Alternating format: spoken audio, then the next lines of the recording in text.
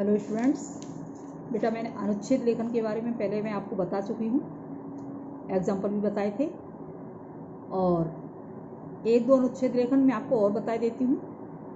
जैसे सबसे पहले लेते हैं हम कोविड-19 कोरोना वायरस के बारे में जितनी भी आपकी जानकारी है, जो भी नॉलेज है, जो भी आप जानते हैं, वो सब इसमें अनुच्छेद में लिख सकते हैं। कब से शुरू हुआ है, ये बीमारी कहाँ से आई है, ये सारी बातें आप इसमें लिख सकते हैं। कोरोना वायरस तेजी से फैल रहा है। अब कैसे फैल रहा है? दुनिया में कई महाद्वीपों में कोरोना वायरस के पहुंचने के साथ ही भारत में इसके पहले पीड़ित की जो पुष्टि हो चुकी है, यानी सभी जगह फैल रहा है। उसके साथ साथ भारत में ही पहला जो पीड़ित हुआ उसकी पुष्टि हो चुकी है और चीन में 7,000 से ज़्यादा लोग इसके संक्रमण से प्रभावित हैं। 100 से ज़्यादा लोग काल कवलित हो चुके हैं, अर्थात 100 से ज़्यादा लोगों की मृत्यु हो चुकी है। ये स्टार्टिंग की शुरुआत की बातें बता रही हूँ आपको। शुरुआत जब हुआ था, शुरुआत हुई थी इस महामारी की, तब से ही संबंधित कुछ बातें मैं बता रही हूँ आपको। पीड़ितों की संख्या के मामले में इसने सार्स को भी पीछे छोड़ दिया है। सार्स नाम की जो बीमारी थी उसे भी पीछे छोड़ दिया है। भारत सहित दुनिया के कई देश अपने नागरिकों को वहाँ से निकालने की प्रक्रिया में तेजी से जुटे हुए हैं। कहाँ से फैला है ये? चीन से। और वहाँ से अपने नागरिकों को, अपने देश के लोगों को निकालने के लिए भारत के साथ साथ दूसरे देश भी प्रयासरत हैं, यानी प्रयास कर रहे हैं। विश्व स्वास्थ्य संगठन यानी WHO, विश्व स्वास्थ्य संगठन ने इसे लेकर उन अस्पतालों को एडवाइजरी जारी की है जो इसके पीड़ितों का इलाज कर रहे हैं, इससे पहले कि यह बीमारी महामारी का रूप अख्तियार करे, यानी महामारी के रूप में फैले। दुनिया की कई संस्थाएं और वैज्ञानिक इसके टीके को विकसित करने में जुट चुके हैं। इसका टीका बनाने के लिए बच्चों सभी देश प्रयासरत हैं। अब किसे सफलता हाथ रखती है, कौन सफल होता है, ये कहा नहीं जा सकता। कोरोना वायरस का ना तो कोई इलाज है और ना ही कोई इसका अभी तक टीका है। इससे निपटने के लिए वैज्ञानिकों ने तैयारी शुरू कर दी है, यानी वैज्ञानिक अपने अपने तरीके से इसकी तैयारी कर रहे हैं। चीन ने इसके जेनेटिक कोड को बहुत जल्द जारी कर दिया। सैन डियागो की इनोवियो लैब के वैज्ञानिकों का कहना है कि संभावित टीका विकसित करने के लिए वे अपेक्षाकृत नई DNA तकनीक का उपयोग कर रहे हैं। एडवांस INO 4800 यानी 4800 टीका विकसित करने के लिए शुरुआती गर्मियों में मानव परीक्षण करने की योजना है। वैज्ञानिकों का कहना है कि चीन वायरस की DNA श्रृंखला उपलब्ध कराता है तो 3 घंटे में टीके की डिजाइन तैयार की जा सकती है। इसके अलावा क्वींसलैंड विश्वविद्यालय और एक फार्मा कंपनी भी इस पर काम कर रही है। बच्चों, कोरोना वायरस है क्या, इसके बारे में भी थोड़ा सा जान लेते हैं। कोरोना वायरस 2019 का नोवल कोरोना वायरस है, जिसे 2019 2019 NCOV के नाम से जाना जाता है। यह इंसानों के पास सांस लेने की प्रणाली को प्रभावित करता है, यानी सबसे पहले ये हमारे लंग्स को, हमारे फेफड़ों को प्रभावित करता है। और पहली बार सबसे पहला जो इसका मरीज आया था, इसका पता चला था, वो वुहान में सामने आया था। सबसे पहला जो इसका संक्रमित व्यक्ति था, जो संक्रमण हुआ था, वो चीन के वुहान में सामने आया था। इसलिए इसे वुहान कोरोना वायरस के नाम से भी जाना जाता है। कोरोना वायरस के लक्षण क्या हैं बच्चों? कोरोना वायरस के लक्षण हैं सामान्य सी लक्षण है। वैसे शुरुआती दौर में इसके बारे में जान भी नहीं सकते, पता नहीं लगता है, यानी इसमें सिर में दर्द रहता है और बेचैनी रहती है, नाक रहती है, कफ की समस्या हो जाती है और मांसपेशियों में यानी पूरी बॉडी में दर्द रहता है। अधिकतर इसमें जो बुखार होता है वो 100 से 104 डिग्री सेल्सियस तक बुखार रहता है। सांस लेने में सबसे ज़्यादा दिक्कत होती है और ऐसा प्रतीत होता है मानो निमोनिया, यानी सर्दी से जो इन्फेक्शन होता है वो निमोनिया हो रहा है। और यदि बॉडी में कहीं कोई चोट लगी हुई है, कोई घाव है, तो उसका सड़ना या उसका बुरी तरीके से सड़ना हो जाता है। और यहाँ तक ऐसे लक्षणों में कभी कभी क्या अक्सर इंसान की मृत्यु हो जाती है। तो इसके लिए हमें क्या क्या करना चाहिए? इसके बचाव के लिए बेटा हम स्वयं ही उत्तरदायी हैं, हम अपना बचाव स्वयं ही कर सकते हैं। क्या करें? हाथों को साबुन और पानी से अच्छे से कम 20 सेकंड तक अच्छे से हाथों को मलें और हाथों को धोएं। यदि हमको कफ या छींक आती है तो हम अपने नाक और मुंह को ढककर रखें। जिसे ठंड है यानी जिसे सर्दी हो रही है, कोल्ड है या जुकाम है, तो उससे दूर रहें, अपनी दूरी बनाकर रखें, उसे घनिष्ठता ना करें। जो नॉन वेजिटेरियन है यानी जो मांस मदिरा खाते हैं आदि खाते हैं, मांस और अंडे का सेवन करते हैं, तो वो मांस और अंडे का सेवन पकाकर ही करें। और जो भी आपके पेट हैं, जो भी जानवर हैं, उनसे सुरक्षित रहें, यानी उनसे असुरक्षित संपर्क ना करें, अर्थात उनसे बचाव रखें। अब तक क्या क्या हो चुका है कोरोना वायरस से? 31 दिसंबर 2019 को WHO को चीन ने अज्ञात बीमारी के बारे में बताया था। 1 जनवरी 2020 को बीमारी के पीछे सी फूड जानवरों के होने की बात सामने आने पर वुहान में ऐसे बाजारों को बंद कर दिया गया। 9 जनवरी 2020 को WHO ने कहा कि यह नए प्रकार का कोरोना वायरस है। 10 जनवरी को चीन ने नए वायरस का जेनेटिक कोड उपलब्ध करा दिया था। 11 जनवरी को वैज्ञानिकों ने टीके को विकसित करने की दिशा में काम करना शुरू कर दिया था और वायरस से पहली मौत की पुष्टि भी हो गई थी। 13 जनवरी को चीन के बाहर फैला वायरस थाईलैंड में पहला मामला सामने आया था। और हमारे यहाँ दिसंबर में ही पहला संक्रमित व्यक्ति से हो गया था। तो बच्चों, कोरोना वायरस से हम अपनी सेफ्टी, अपना बचाव कर सकते हैं, अपने आप से ही कर सकते हैं। काफ़ी समय से चल रहा है, 5-6 महीने हो चुके हैं, लेकिन अब हमें अपनी सुरक्षा अपने आप करनी है। जैसे सोशल डिस्टेंसिंग का पालन करें, ये हमारे अपने ऊपर, हमारे हाथ में है, हम अपना बचाव कर सकते हैं। जब ज़्यादा ज़रूरत हो तभी घर से बाहर निकलें। अगर बाहर जाना है तो मास्क पहनिए, मास्क यूज़ करिए, ग्लव्स पहनिए, सैनिटाइजर अपने साथ रखिए और कहीं भीड़ भाड़ वाले स्थान पर जाने से बचिए। अगर जाना ही पड़ता है तो अपनी सुरक्षा के लिए सैनिटाइजर का प्रयोग कीजिए। मार्केट से या बाहर से आने के बाद तुरंत अपने आप को सैनिटाइजर करिए अथवा स्नान कीजिए, नहाइए, अपने कपड़ों को बदल दीजिए। जूते और चप्पलों को बाहर ही रखिए। जूते चप्पलों को कभी भी घर में एंट्री ना दें, बाहर रखें। अगर बाहर उचित स्थान नहीं है तो जूते चप्पलों को धोने के बाद ही अपने घर में एंट्री करें। बेटा, हम सावधानी बरत के ही, जितनी सावधानी बरतेंगे उतना ही हम इस बीमारी से बचे रहेंगे। बच्चों, इसके बाद ये तो हो गया कोरोना वायरस। इससे एक और अगला टॉपिक है, जैसे मातृभाषा। मातृभाषा पर भी मैं आपको थोड़ा सा बता देती हूँ, समझ लीजिए। फिर एक टॉपिक और है, उसके बारे में बता दूँगी, फिर इसकी PDF फाइल बना के आपको सेंड कर दूँगी। अब है मातृभाषा। हमारी मातृभाषा क्या है? हिंदी हमारी मातृभाषा।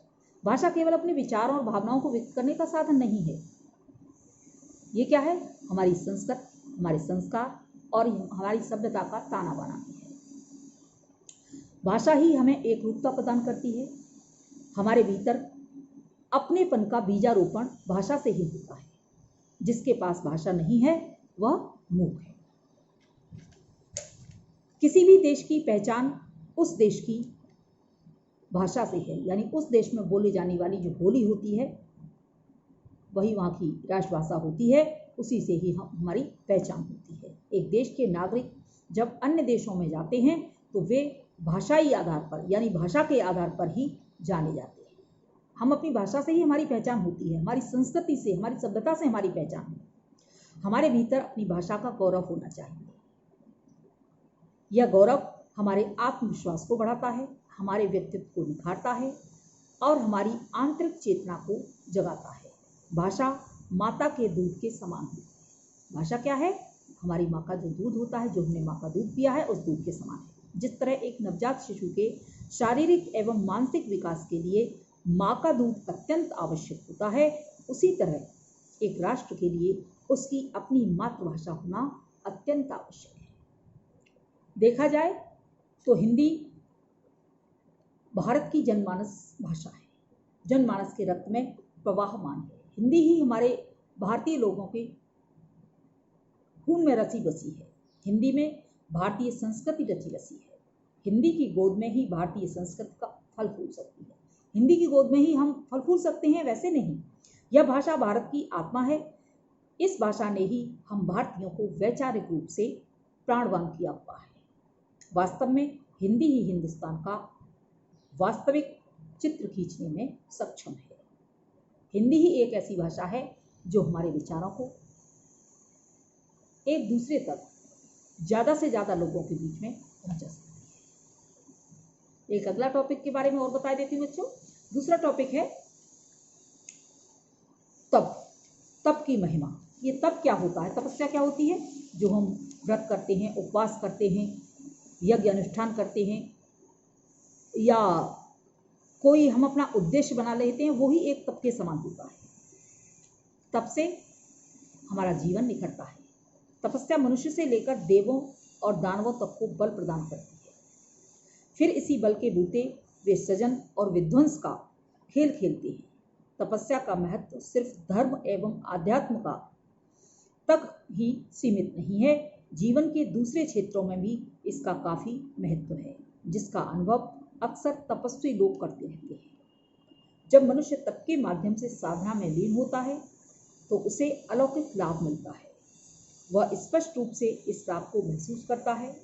इतना ही नहीं, एक इंसान तपस्या और साधना के जरिए अपने व्यक्तित्व को भी निखार सकता है। तप के बल के सहारे हम अपनी कमजोरियों पर काबू पा सकते हैं, कंट्रोल कर सकते हैं। तप क्या है? हमारा दृढ़ संकल्प, दृढ़ प्रतिज्ञा ही हमारा तप है। और हम स्वयं को मजबूत बना सकते हैं। ईर्ष्या, लोभ, मोह, ये सारी क्या है? ये कमजोरियां हैं। इन कमजोरी से छुटकारा पाने के लिए हमें तप करना होगा।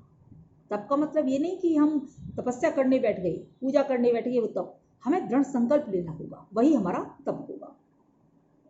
बेकाबू माने जाने वाले अपने मन को हम तप के ही द्वारा काबू में रख सकते हैं। यानी दृढ़ संकल्प करके ही हम अपने मन पर कंट्रोल कर सकते हैं, नियंत्रित कर सकते हैं, नियंत्रण कर सकते हैं। इस तप का बल का लाभ कोई भी मनुष्य उठा सकता है। कोई भी व्यक्ति इस तप के बल का लाभ, बल यानी शक्ति का लाभ उठा सकता है। या किसी भी जात और धर्म के में भेद नहीं करता। तब किसी जाति का या किसी धर्म का या किसी संप्रदाय का नहीं होता। तब सबके लिए है, कोई भी कर सकता है तब।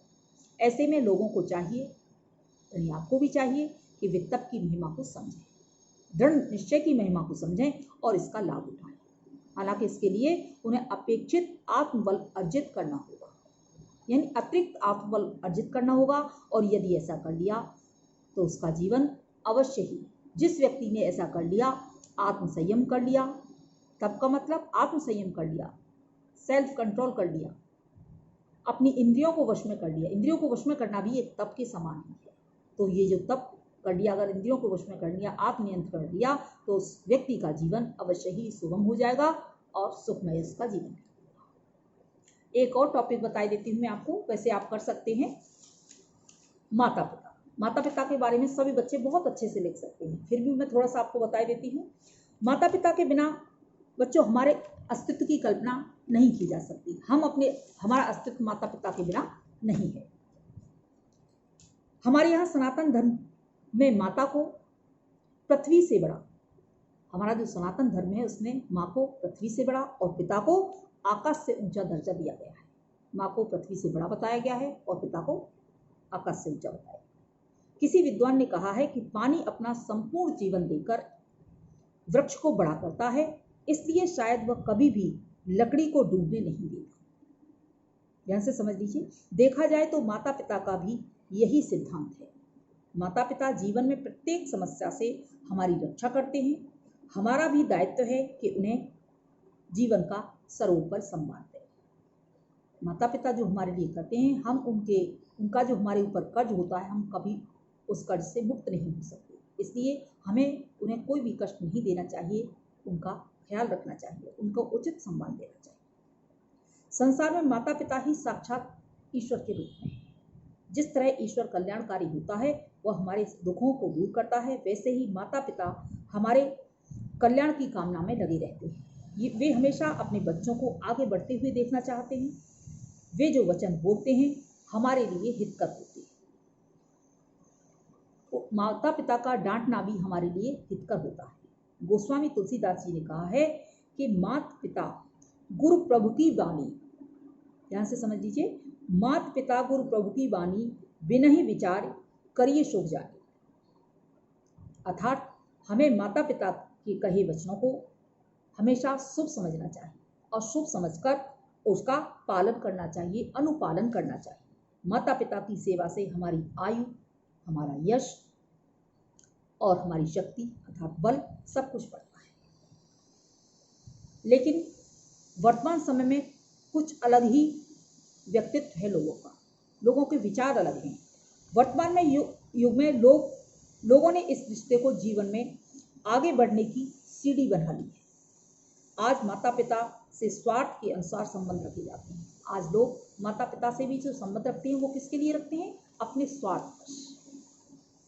माता पिता कभी भी उम्र की वजह से बूढ़े एवं असहाय नहीं होते, अपितु संतान के गलत आचरण के कारण बूढ़े और असहाय हो जाते हैं। यदि हमारे माता पिता के प्रति या हमारा अपने प्रति आचरण गलत है, हमारे अंदर बुराइयां हैं, तो जिस कारण से हमारे माता पिता असहाय हो जाते हैं और वो समय से पहले ही वृद्ध हो जाते हैं, बूढ़े हो जाते हैं। उनसे किए गए गलत आचरण और अपेक्षा की वजह से उन्हें बहुत कष्ट होता है, उन्हें ठेस लगती है, किंतु उसके बावजूद भी वे अपने संतान को अपना आशीर्वाद ही देते हैं। वो कभी बद्दुआ नहीं देते, कभी शाप नहीं देते, वो हमेशा आशीर्वाद देते हैं और उसके लिए मंगल कामना करते हैं। वो ईश्वर से हमेशा यही प्रार्थना करते हैं कि उसकी संतान, उसके बच्चे सुखी रहें। हम चाहे कितने भी समृद्ध हो जाएं, माता पिता के बिना हमारा कोई आधार नहीं है।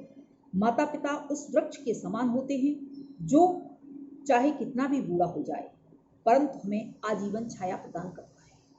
लिहाजा उनकी सेवा से बड़ा ना तो कोई धर्म है और ना ही कोई पूजा है। अर्थात माता पिता की सेवा से बड़ा हमारे लिए कोई धर्म और कोई पूजा पाठ नहीं।